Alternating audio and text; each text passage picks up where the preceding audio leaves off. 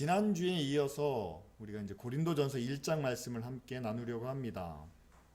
지난주에는 고린도 교회가 설립되는 과정과 또 고린도라는 도시가 어떤 도시인지에 대해서 함께 말씀을 나눴죠. 오늘은 고린도전서 1장 말씀을 통해서 고린도 교회가 처해 있는 상황 또한 그들의 모습을 함께 살펴보려고 합니다. 우리가 읽지는 않았지만 오늘 1장 앞부분에 5절부터 7절까지 말씀을 보면 사도 바울이 고린도 교회에 대해서 이렇게 이야기합니다. 너희들의 언변과 지식이 풍족하고 그리스도에 대한 증거가 견고하여 은사에는 부족함이 없다라고 이렇게 이야기를 해요. 그러니까 바울이 보기에도 고린도 교회가 굉장히 튼튼한 믿음에 있어서는, 그리고 그들이 하나님께 받은 은사에 있어서는 부족함이 없는 그런 교회였다는 거죠. 그래서 그 증거와 은사 위에서 믿음이 흔들리지 않고 마지막 날까지 책망할 것이 없도록 경고하라 라고 이렇게 당부합니다. 자, 다른 교회에 대해서는 굉장히 의심 때문에 또는 염려 때문에 좀 위로하는 그런 말씀이 있다면, 고린도 교회를 향해서는요, 너희들의 믿음이 그리고 너희들이 갖고 있는 은사가 풍족하기 때문에 흠이 없도록, 마지막까지 흠이 없도록 그렇게 당부하는 말씀을 주고 계십니다. 왜냐하면 이 고린도 교회를 거쳐간 영향을 준 사람들이 굉장히 대단한 사람들이기 때문입니다. 바울이 고린도 교회를 1년 반 동안 섬겼습니다. 그 후에 정확히 어떤 경로인지는 모르겠지만 직간접적으로 베드로를 통해서도 이 고린도 교회가 영향을 받은 것 같습니다. 뿐만 아니라 그 당시 설교를 잘하기로 유명한 아볼로라는 사람도 고린도 교회에 영향을 주었습니다. 그러니까 정말 복받은 교회죠. 그 당시에 가장 힘있고 유력한 많은 목사님들이, 사역자들이 그 교회를 거쳐간 겁니다.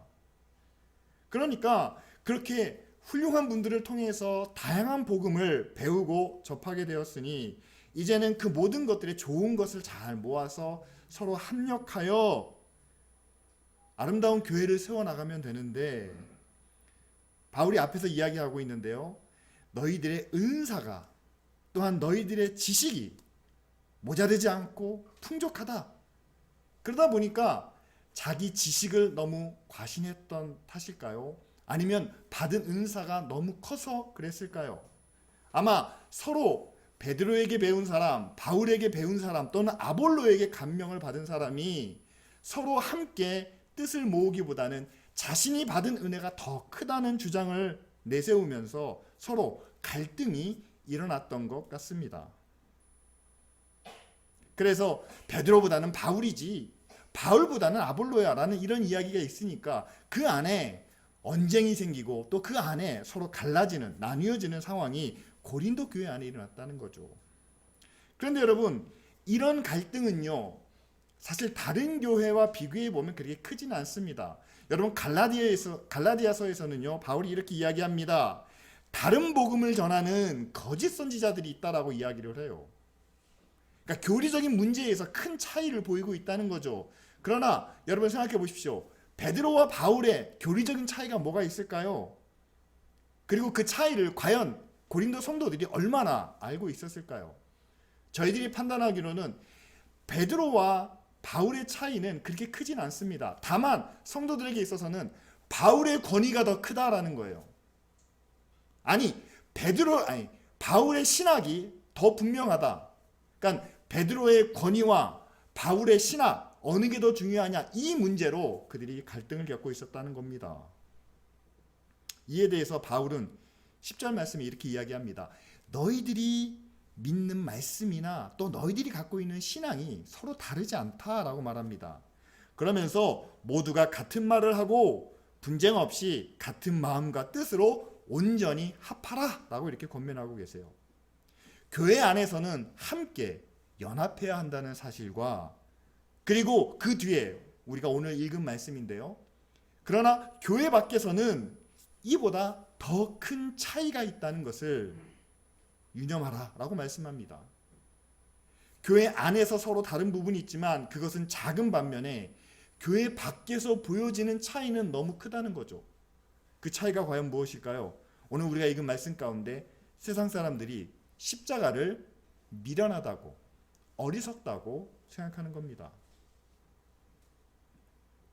베드로와 바울의 이야기가 서로 다른 차이는 있지만 그러나 그것은 사소한 것일지 모릅니다. 반면에 베드로와 바울이 모두 함께 예수 그리스도 십자가 고난을 그들의 구원의 가장 핵심으로 여기고 있는 바로 이것에 대해서 세상 사람들은 십자가, 그것은 죄인의 형틀일 뿐이고 예수님이 십자가를 지셨다는 것은 로마의 재판에 대한 결과이고, 그렇기 때문에 예수 그리스도가 십자가를 통해서 우리를 구원했다는 말은 도저히 일어날 수 없는, 그것은 그냥 그들이 지어낸 말에 불과하다라고 받아들이는, 그 당시 유대인들이 원했던 증거가 십자가에는 나타나지 않는다. 또한 헬라인들이 원했던 십자가를 통해서 구원이 이루어지려면 거기에 합당한 이론적인 배경과 이성적인 그런 논리가 있어야 되는데 전혀 논리가 없지 않느냐라는 어리석다라는 판단의 결과가 교회 안에서 우리가 십자가를 믿는 것과는 너무 다르다, 너무 차이가 난다 라고 이렇게 이야기하고 있습니다. 그렇죠. 예수 그리스도가 십자가를 지심으로 우리를 구원하셨습니다. 뿐만 아니라 그분이 다시 부활하심으로 우리가 영원한 하나님 나라에 대한 소망을 갖게 되었죠. 근데 그 믿음 안에서 바라볼 때는 그것이 당연한 것처럼, 또한 그것이 분명한 것처럼 보이지만, 그러나 교회 밖에 있는 사람들에게는 그렇지 않다라는 거예요. 어떻게 십자가 그리고 고난을 통해서 우리가 영생과 또한 구원을 얻느냐? 여러분, 지금도 이 차이에서 고민하는 사람들이 있다라는 겁니다. 뭐냐면은요, 저희들이 예수 그리스도의 복음을 전하면 지금도 그런 분들이 계세요. 예수 믿으면 과연 무슨 복을 받나요? 라고 다시 질문하십니다. 그러면 예수 믿으면 하나님의 은혜가 그리고 하나님의 능력이 우리에게 임한다고 하는데, 그러면 그 은혜와 능력 때문에 우리는 어떻게 될 수 있습니까?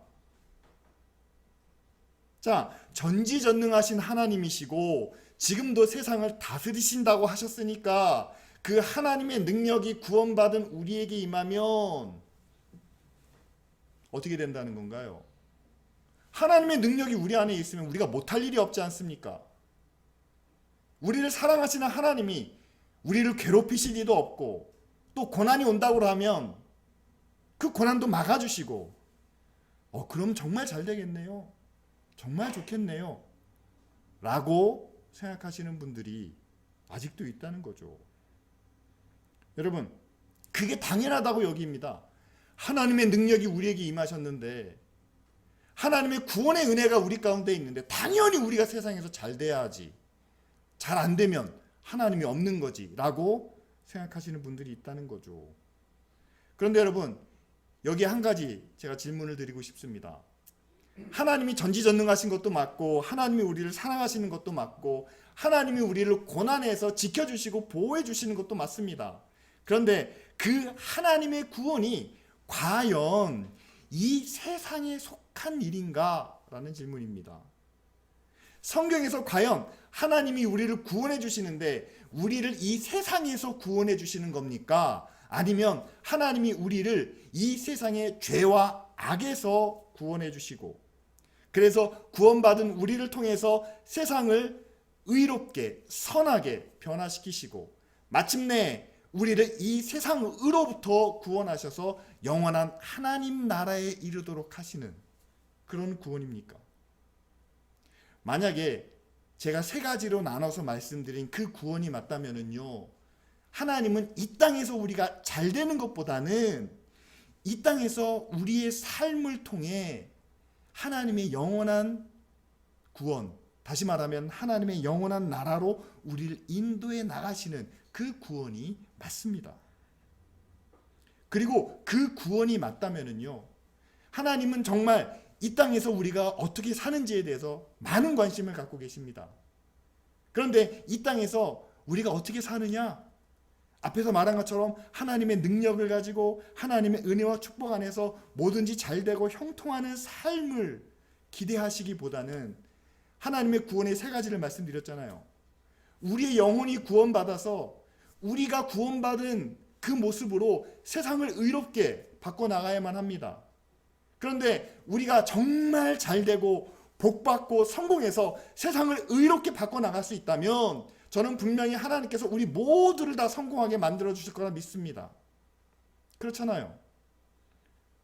학교를 다니고 있는 학생들이 다 장학금을 받고 회사에 들어간 사람들이 다 좋은 성과를 내고 장사하시는 분들은 다 부자가 되고 그렇게 해서 세상이 의로워질 수만 있다면, 그렇게 해서 세상이 하나님을 인정할 수만 있다면, 그렇죠, 하나님의 사랑이, 하나님의 능력이 우리를 모든 고난에서 지켜주시고 우리를 잘 살게 만들어 주시지 않겠습니까? 그런데 성경은 그렇게 말씀하고 있지 않다는 겁니다. 오히려 잘 될 때는 그것으로 인해서 기뻐하지만, 그러나 그렇지 못할 때는 하나님을 생각하라고 성경은 우리에게 말합니다. 여러분, 우리가 하나님을 어떤 분으로 바라봅니까? 저는 두 가지로 바라볼 수 있다고 생각을 해요. 하나님이 나를 위해서 계시는 거예요. 그러니까 나를 위한 하나님. 그러면 하나님이 나를 위해서 계시기 때문에 나를 너무나 잘 아시는 분이 내가 원하는 것이, 내가 바라는 것이, 또 내가 내 삶을 통해서 이루기 원하는 것이 뭔가를 아시기 때문에 나를 그리로 인도하실 겁니다. 내가 싫어하는 것은 해주시지 않을 거예요. 내가 미워하는 것은 멀리 하실 겁니다. 근데 그것은 어디까지나 나를 위한 하나님의 모습이죠. 그 반대는요, 하나님을 위한 나의 모습이 있습니다. 하나님이 모든 것의 중심이 되세요. 모든 것을 다스리십니다. 권능과 힘과 능력으로 모든 것을 다스리십니다. 그리고 나는 그 하나님을 향하여 서 있습니다. 그런데 그 하나님이 말씀하십니다. 자기 아들을 세상에 보내서 우리를 죄에서 구원해 주신 그 하나님이세요. 우리를 구원해 주시기 위해서 하나뿐이 없는 아들을 죄인의 몸을 입고 태어나게 하셨습니다.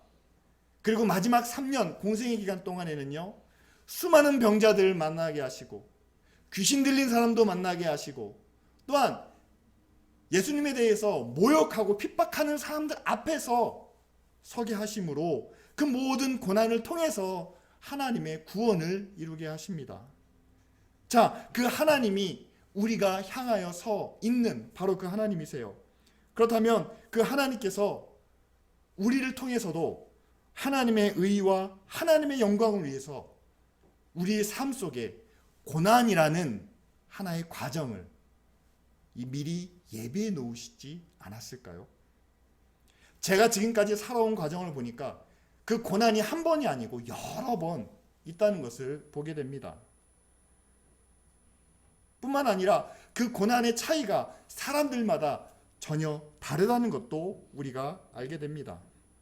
그런데 그 고난이 결코 우리를 해하기 위해서, 우리를 아프게 하기 위해서, 우리를 실패하게 하기 위해서 존재하는 것이 아니라 그 고난을 통해 우리가 하나님의 영광과 그리고 하나님의 구원에 함께 동참하도록 하시기 위해서 그런 고난이라는 과정을 우리에게 맡겨 놓으셨다. 또한 우리를 위해서 예비해 놓으셨다는 사실이죠. 그리고 그 고난에 대한 분명한 하나님의 약속도 있습니다. 우리가 산상수훈 말씀을 기억하시지 않습니까? 의를 위해서 핍박을 받는 자에 대해서는 천국이 저희의 것이다 라고 말씀하십니다. 그리고 예수 그리스도로 인하여 우리가 고난을 받을 때 기뻐하고 즐거워하라 말씀하시죠. 하늘에서 상급이 크다 라고 말씀하십니다. 이거는 모르는 분이 아무도 없어요. 고난을 받으면 천국에, 그리고 고난을 받으면 하늘에서 영광을 얻는다는 것을 모르지 않습니다. 그런데 제가 목사로서 교회를 섬기면서 목회를 하면서 항상 우리가 이 말씀을 전하면서 한계를 느끼는 이유는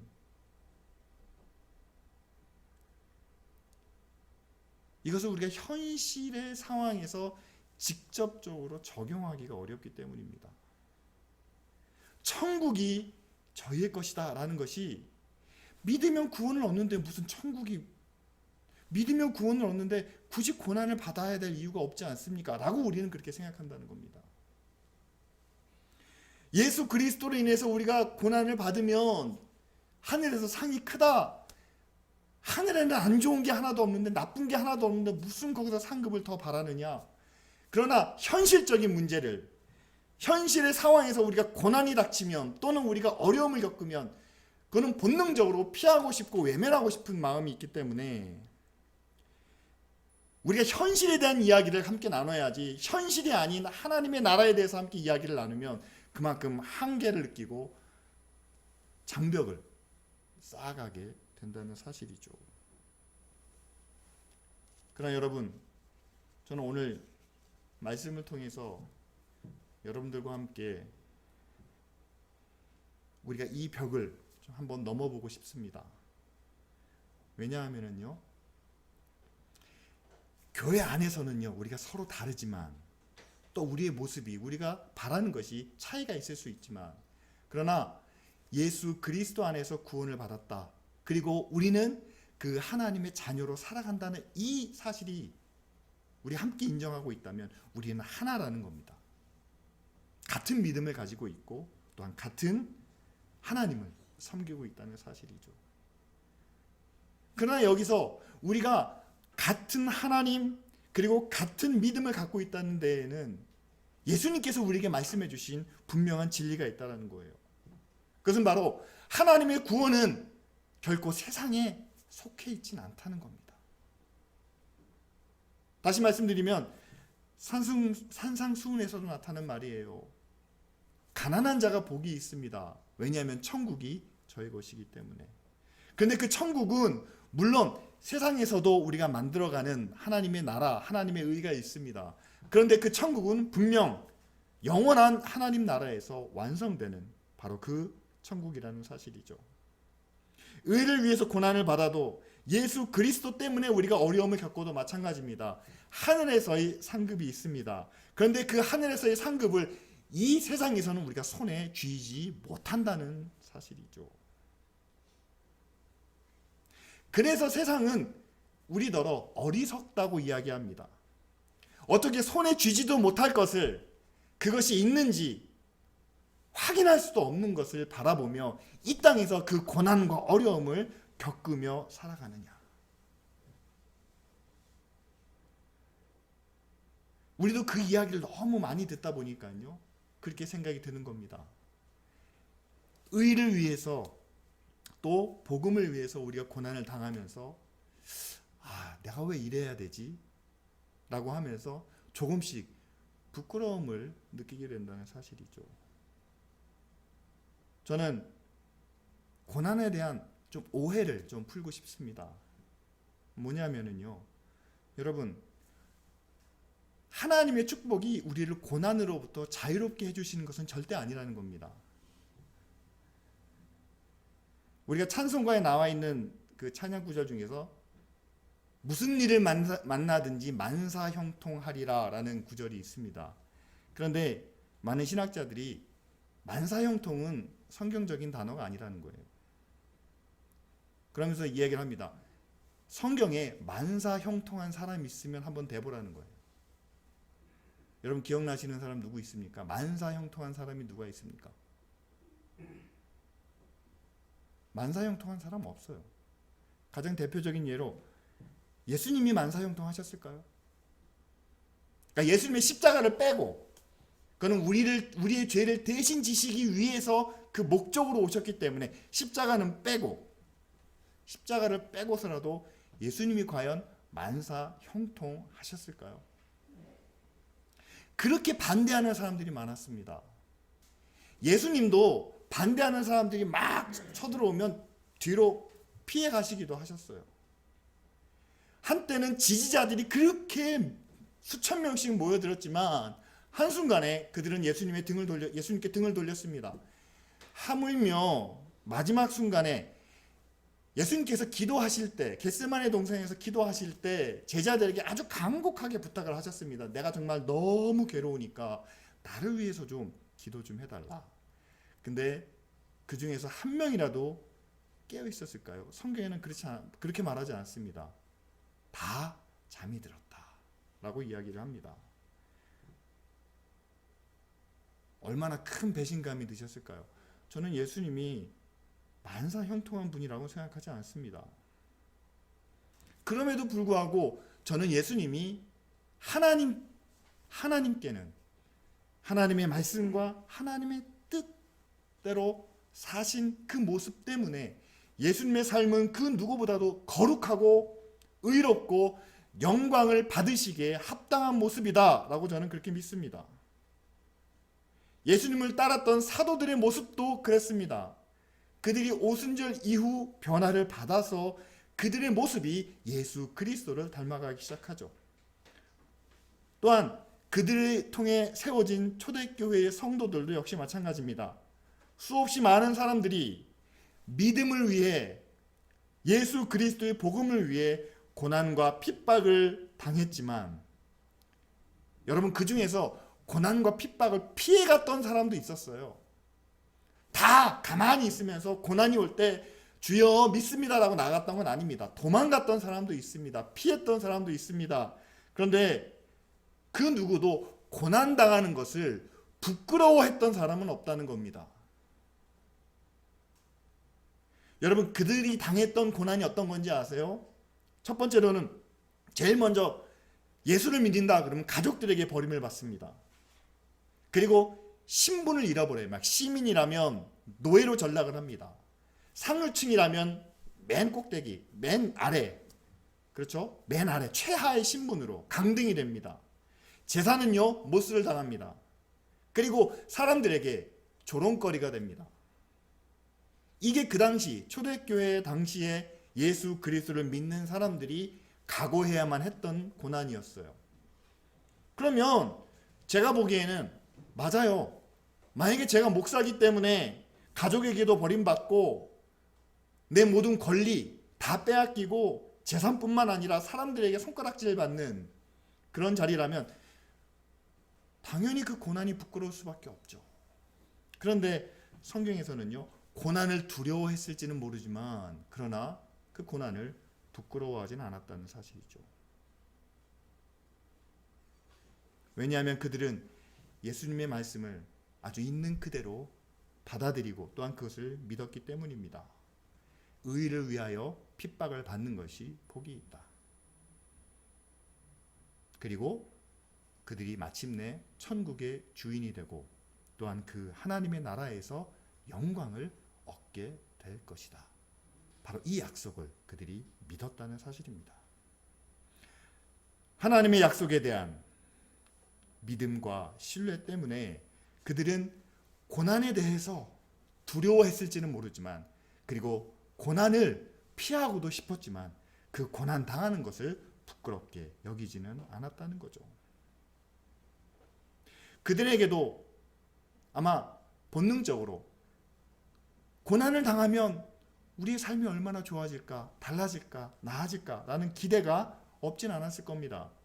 그러나 그런 현실적인 기대보다는 오히려 하나님 나라에서 영원한 영광과 또한 그곳에서 누릴 상급을 바라보며 이 땅에서의 고난을 또한 이 땅에서의 거둘 것을 그들은 내려놓을 수 있었다는 사실이죠.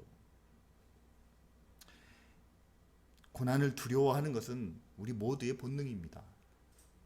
피하고 싶은 마음도 있죠. 그러나 여러분 고난을 부끄러워하지는 말기를 원합니다. 왜냐하면 우리가 하나님을 믿는다면 그리고 주님이 말씀하신 그 약속을 믿는다면 이 땅에서는 누리지 못해도 이 땅에서는 인정받지 못해도 분명 하나님의 약속이 그 영원한 나라에서 우리에게 이루어진다는 사실입니다. 지금도 여러분 우리가 경험하는 것보다 더 큰 고난을 선택한 사람들이 있습니다.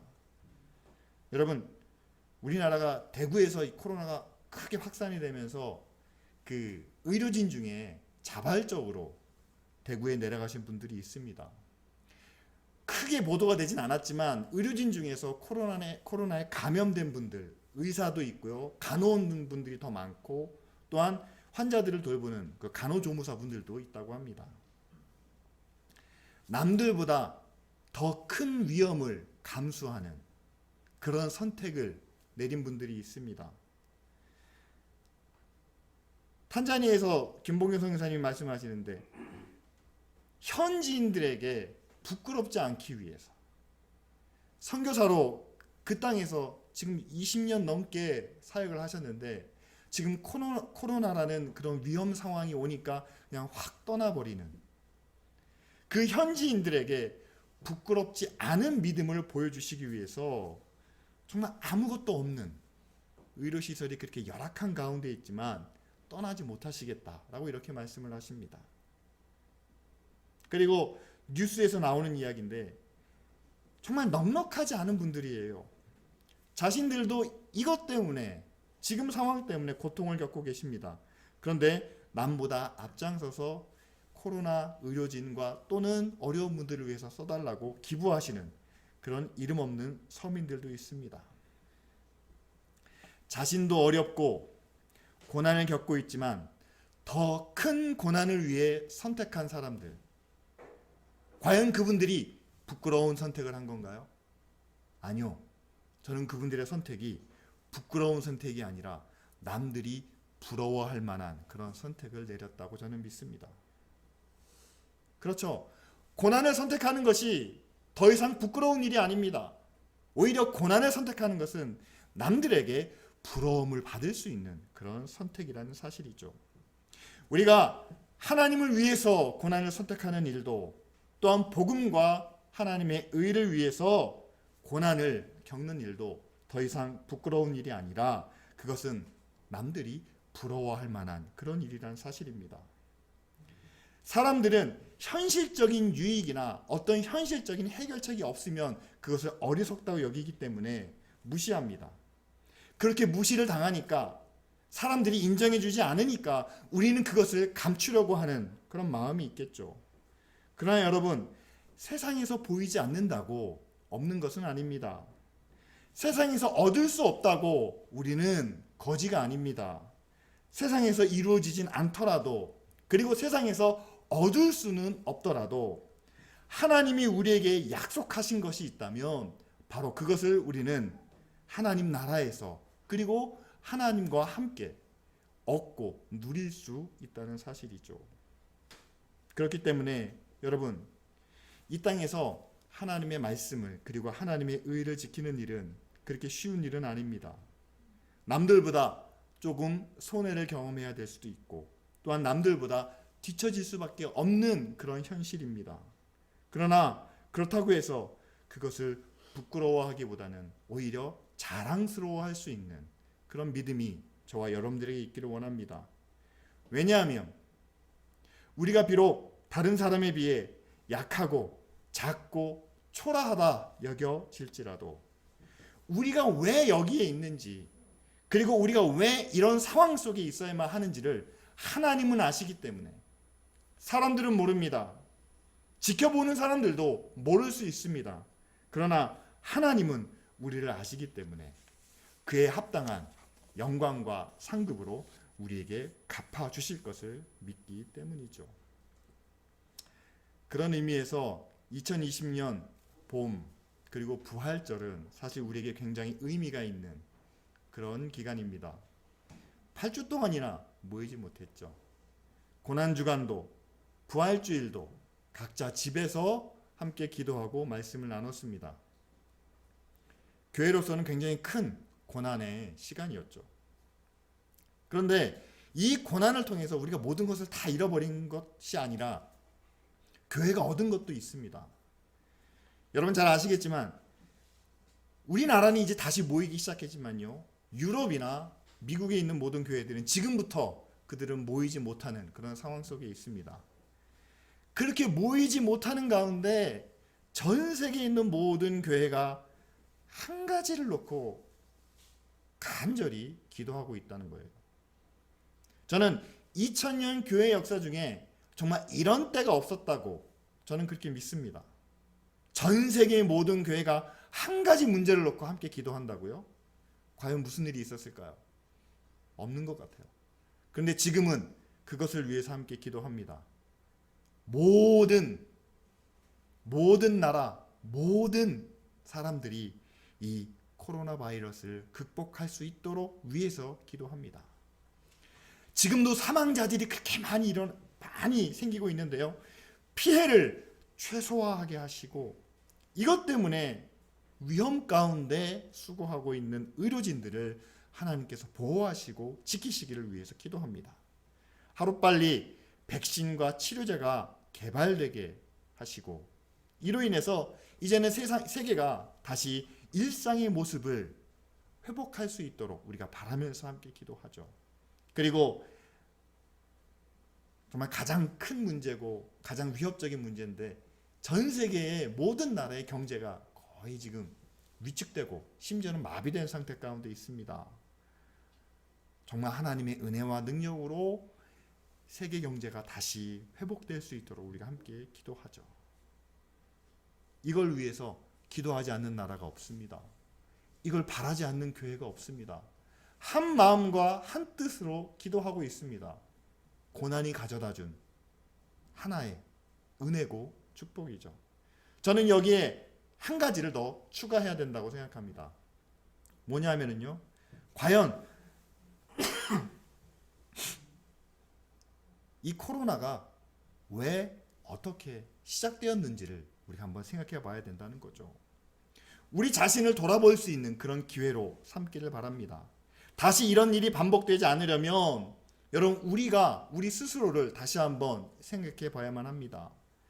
그래서 많은 전문가들이 이야기합니다. 왜 이런 일이, 왜 이런 재앙이 우리에게 온 것일까? 가장 강력한 의견 중에 하나가, 주장 중에 하나가 이거예요. 자연에 대한 인간의 오만이었다는 사실이죠. 다시 말씀드리면 이렇습니다. 자연은 하나님께서 우리에게 주신 선물입니다. 잘 다스리고 그리고 잘 통치하고 잘 관리하라는 명령과 함께 우리에게 주셨죠. 그렇기 때문에 우리는 하나님께서 주신 이 자연을 귀한 선물로 여기며 개발도 해야만 됩니다. 그러나 개발과 함께 자연을 잘 지키고 보호하려는 노력도 필요하다는 사실이죠. 그러나 지금까지 우리의 지나친 욕심 때문에 너무 함부로 개발했습니다. 마치 착취하는 것처럼 전혀 질서와 조화는 생각하지 않은 채 우리가 원하는 것만을 빼내기 시작했다는 거죠. 그래서 지금 이 사태는 인간의 지나친 욕심과 또한 무리한 개발로 인한 부메랑처럼 돌아온 사건이다 라고 말씀하는 분들이 많습니다. 자, 그렇다면요, 이건 현실입니다. 이런 재난이 우리에게 임했습니다. 그럼 우리가 이 일을 다시 반복하지 않으려면, 지금보다 더 나은 세상으로 나아가려면 여러분 우리가 어떤 변화가 우리 안에 있어야 될까요? 하나님 앞에서 우리의 모습을 돌아보는 것뿐만 아니라 하나님께서 우리에게 주신 자연을 우리가 어떻게 다스리고 또 어떻게 개발해야 되는지 그 길을 우리가 새롭게 바라봐야 되겠죠. 지금까지는 그냥 자연으로부터 우리가 뽑아낼 수 있는 이익을 최대한으로 뽑아내는 것이 가장 좋은 방법이고 가장 좋은 것이라고 여겼다면, 그것이 아니라 지금까지 우리가 얻었던 그 이익은 줄일지라도 자연을 지키고 보호할 수 있는 그 길을 이제는 우리가 찾아 나가야 한다는 사실입니다. 그것이 바로 이 코로나를 통해서 하나님께서 우리에게 원하시는, 그런 기대하시는 그런 모습이라고 생각할 수 있겠죠. 말씀을 정리하겠습니다. 여러분, 예수 그리스도의 십자가가 우리에게 구원과 또한 영생의 복을 주신 것처럼 그 십자가를 따르는 우리가 믿음으로 고난을 당하는 것도 더 이상 부끄럽거나 어리석은 일은 아닙니다. 그래서 오늘 19절 말씀에 하나님께서 세상에 지혜 있는 자들과 그들의 총명을 폐하리라 라고 말씀하십니다. 과연 어떤 지혜를 말하는 걸까요? 그것은 바로 고난을 당하지 않는 것이 능력이고, 그리고 어떻게 해서든지 그것을 피하고 외면하는 것이, 그리고 하나님의 능력으로 보호받는 것이 축복이라고 생각하는 사람들. 하나님께서는 오히려 고난을 피하고 외면하는 사람들의 지혜와 또한 그들의 총명을 폐하시고, 예수님께서 이 땅에서 직접 우리에게 보여주신 것처럼 하나님의 말씀과 하나님의 뜻대로 살면서 고난이 임했을 때 그것을 두려워하지 않고, 또한 부끄러워하지 않고, 그 고난의 과정을 통해서 하나님의 뜻을, 하나님의 의를 이루며 기쁨으로 감당하는 그 모습을 오히려 지혜 있게 여기시고, 또한 오히려 그것을 통해서 우리에게 능력을 나타내 주신다는 사실입니다. 이 땅에서 이루어지지 않기 때문에 없지는 않습니다. 지금 우리가 손에 잡을 수 없기 때문에 허무한 것은 아닙니다.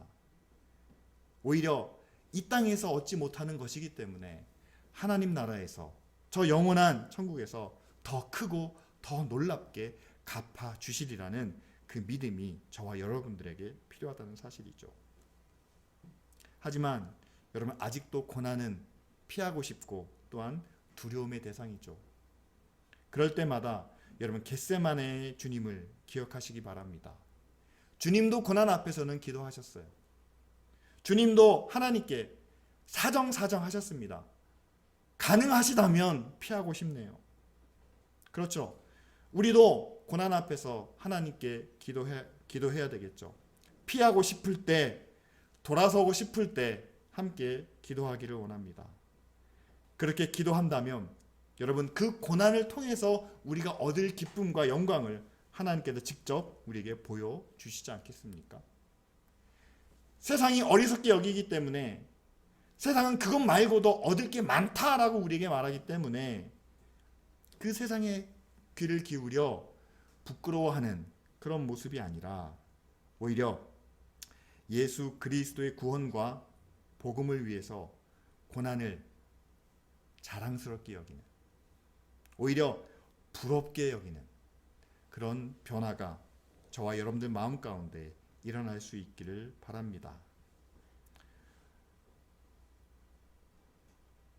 오늘 우리가 주님 안에서 또한 믿음으로 함께 경험하는 이 고난이 저와 여러분들을 생명의 길로 인도하실 뿐만 아니라, 또한 우리 주변에 있는 이웃들과 우리의 가족과 우리 동료들에게도 하나님의 살아계심과 또한 하나님의 은혜와 능력을 증거하는 도구로 사용될 줄 믿습니다. 이 시간 우리 다 같이 함께 기도하기를 원하는데요. 첫째로는 고난이 없는 것이 결코 우리에게는 축복이 아닐 수 있다는 겁니다.